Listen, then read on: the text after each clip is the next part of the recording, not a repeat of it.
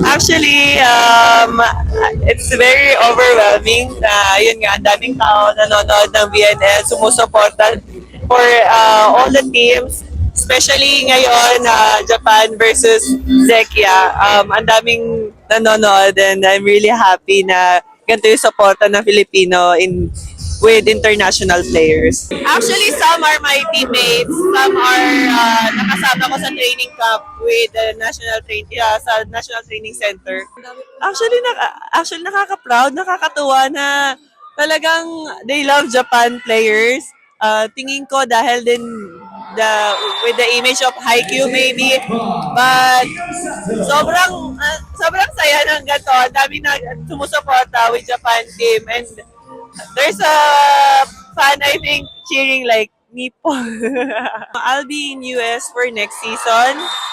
Hulaan nyo na lang po kung saang team, saang league. And I'll be there next season.